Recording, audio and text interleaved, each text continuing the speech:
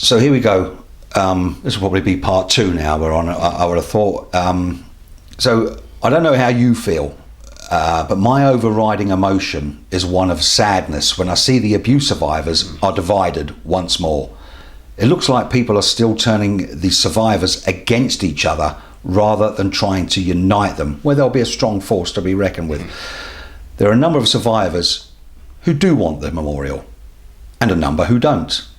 The truth is that nobody knows how many survivors are in either camp.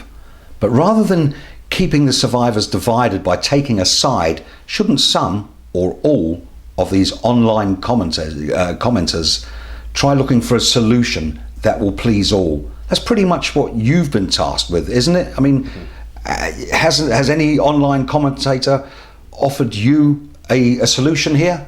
Because you're damned if you do and damned if you don't.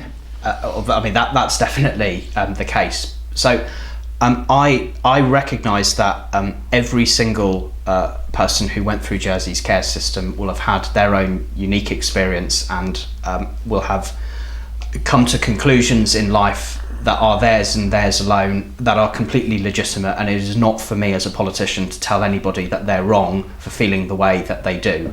And I respect every single person who has a different perspective on this, and I have been and want to be going out of my way to meet these people and hear why they feel the way they do and try and understand it. And that can be a really difficult thing to do because some people have stories that are really difficult to hear, but as a person in government who makes decisions, I need to hear them. I need to understand why people feel the way they do, and what I can do to try and make life as easy for them as possible, and try, even though it would be really difficult sometimes, to make amends for the ways that they were failed in the past. I spend a very large amount of my time talking to people who've been through the care system in Jersey. Some of those people who had really good experiences and want to share that and want to, suggest ways that other people can have the same experiences they did. And there are some people who were failed in utterly inexcusable ways, who suffered all sorts of abuse that really is a shame on our island that was ever allowed to happen in the first place. And people have different views on how we move forward on that. But my experience is, when I've spoken to people who support the memorial and those who don't support the memorial, is that within a couple of minutes of talking about that, we then move on to the other issues. What support is there for people when they leave care? What support is there for people who are adults now who were failed in the past? And on those issues, we're united. People do want to know that people are getting the support that they deserve and that they need. And that, as a discussion, I think is a way to bring people together. And the memorial can be part of that.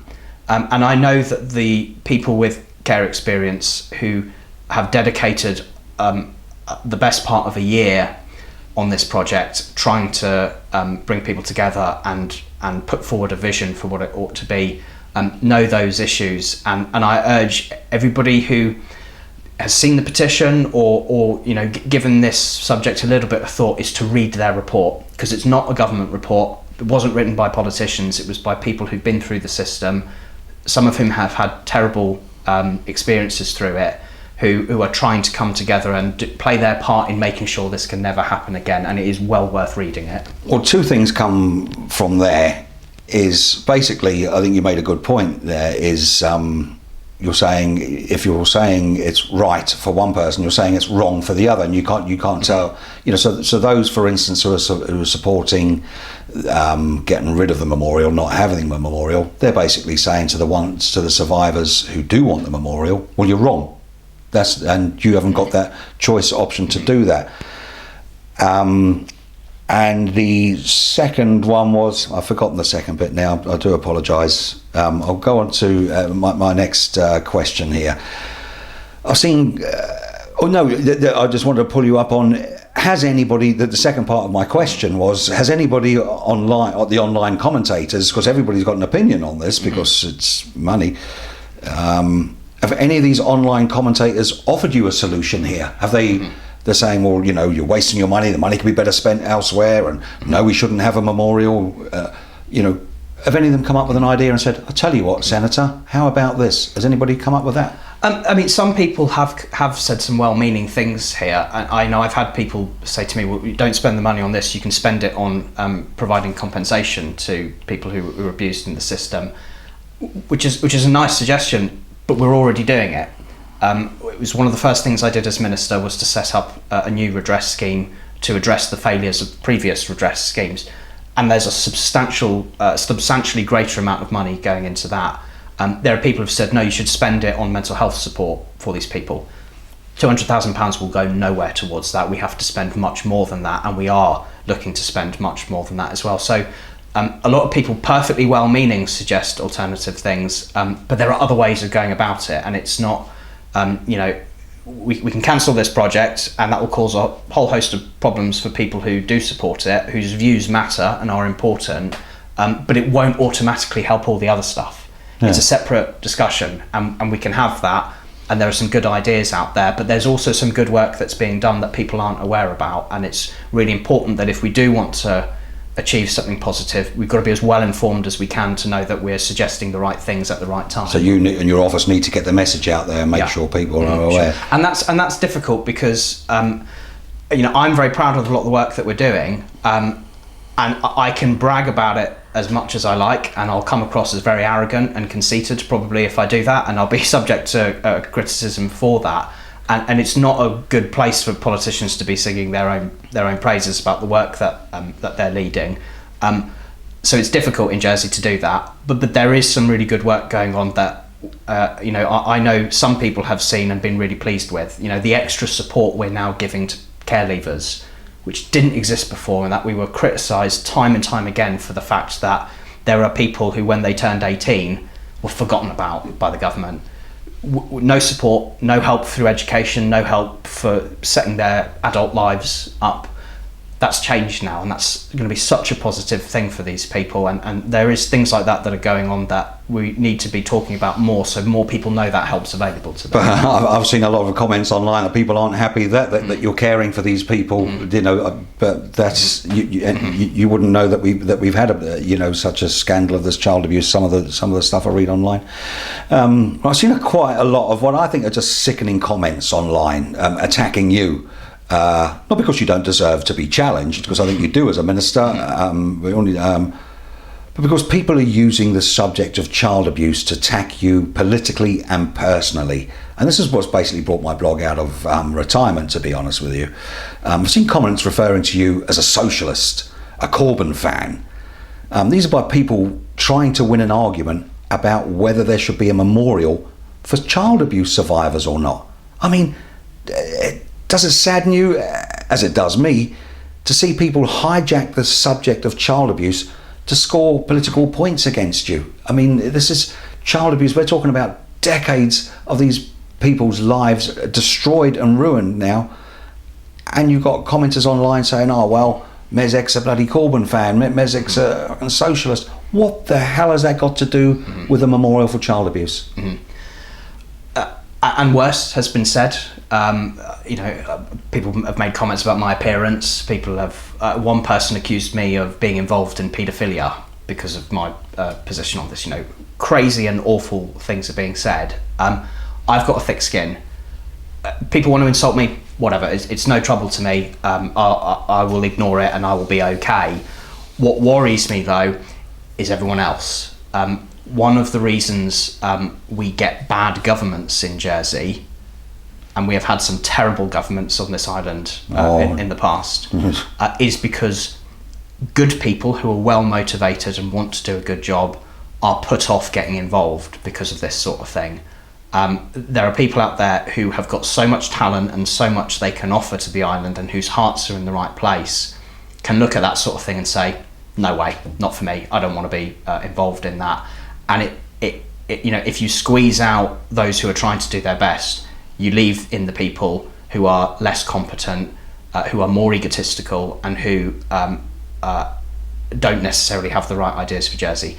So if people want to say what they want about me, fine. And the more they're saying about me, the less they're then saying about me. But I think the sad bit is, I think the point is, Senator, is that they're using the child abuse scandal and the trying to use atrocities and horrors to score political points. That's it's indefensible, isn't it? It is, and it would be indefensible about lots of other subjects as well. You know, we're in the middle of dealing with a big issue on a big public health issue through coronavirus, and I've publicly said, not the time for politics on issues like this. You do the right thing and you don't use it to score points. And to a degree, I think the same attitude's got to be taken on here. This shouldn't be about political agendas. What I have tried to do is try and be as open-minded as possible and listen to people with different perspectives. That means listening to people who are in favour, listening to people who are against. And I think that the approach we took in putting a citizens panel together of people, rather than having politicians decide in a dark room somewhere, is a much better way of doing things. And that process, I think we've got to respect. And if people want to hurl abuse at politicians, it doesn't take us forward as an island. And on a subject like this, it's too important to do that. Well, that's right, because to say you're in an unenviable position, I've got to say, because what's happening here, what I've been reading is somebody is posting online what I've been told. I've been chatting to an abuse survivor, and they told me there can't be a memorial. So that's it. So that's that. But then, of course, on the other hand, somebody else said, well, I've been chatting to a survivor who thinks there should be a memorial. So, and you just see these two people arguing against each other. This is the sadness about it, just trying to score points and win, and there's never any solution there. I don't know, that's probably not a comment, that's more of an observation, really. It's just a case of people just trying to win arguments. It's so sad. So out of all these, how many of those with an online opinion about the memorial, excluding survivors, obviously, do you think either attended the care inquiry, gave evidence to the care inquiry, or even read its reports? It just seems that everybody is an expert now when it comes to knowing what's best for all survivors and for the people of Jersey. Do you recognise many of the names as campaigners for survivors before this memorial came along? Because, as you know, I've been campaigning, Team Voice have been campaigning, and a number of us for more than a decade for abuse survivors and everything. But now, I don't recognise many of these names. I haven't seen or heard of these people before. But now there's a memorial and £200,000. Everybody's an expert on child abuse survivors. So do you recognise any of these names? Were they at the care inquiry? Do you know if they've read the report?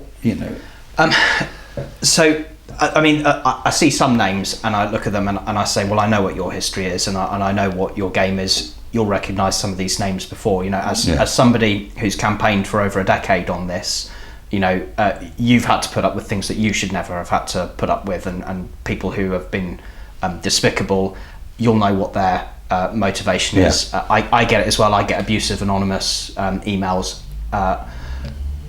I go through phases of getting them every day, and sometimes there's quiet periods as well, and I know who's behind them and I know what their motivation is, and it's not particularly pleasant. But for the vast majority of people who look at this issue, most of them are perfectly well-meaning people, and I respect their opinion and I respect their perspective. But what has been difficult is because of the framing of some, including mainstream media, including some on social media as well, is that it's become really difficult to have a constructive discussion on this. Nobody is going out of their way of those who are behind this project. Nobody's going out of their way to upset people. Nobody's deliberately trying to be insensitive. Nobody's trying to be insulting. And some of the reaction is presuming the opposite. Some people seem to think this was this was made up by some politicians who are deliberately trying to upset people, and that's not the case. It's meant to be about bringing people together, publicly committing that we'll never let this happen again. And that public part is really important, because what good does it do us as an island if we have a few years after the care inquiry of action and then we forget about it all after a few years have gone by, and we end up with a report that sits on a shelf gathering dust, and people move on.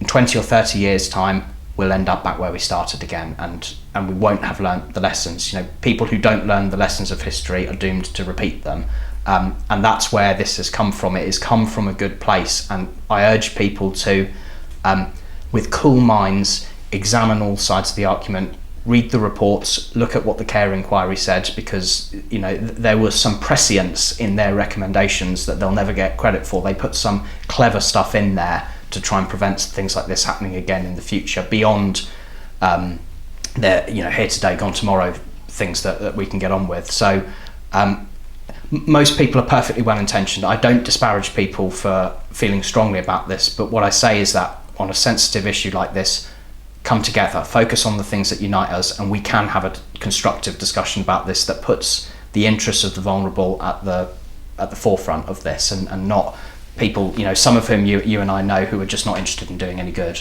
Well, yeah, we won't name names, but so which brings me nicely on to my final question, really. I think you've just said it there. You know, shouldn't this all be about uniting survivors and the people of Jersey? It should be about unity.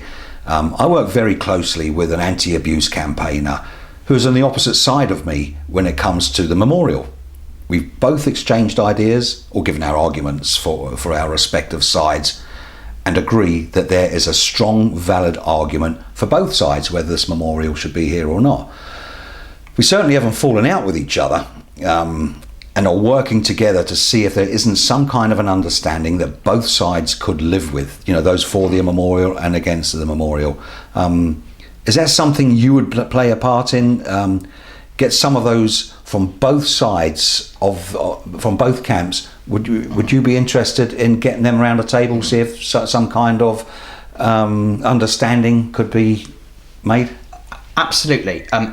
I've spent many hours in rooms with people talking through these issues, people who've got some really difficult experiences that they've been through, that they've wanted to talk to me about, people who are really brave for speaking in that way, and some of this can be really difficult and upsetting to go through, and people have different perspectives. I've met people who feel very strongly in favour of this. I've met people who feel very strongly against this, and I've attempted to approach people who I know who have been against it to say, let's have a coffee, let's talk about it, let's take the heat out of this and focus constructively on making this a better island for children to live in. I think most people understand that point. I'm all ears. I'm happy to have these conversations. I've had some already. I'm happy to have more. But I think most importantly is that at the moment, when we talk about a memorial, we're talking about an idea.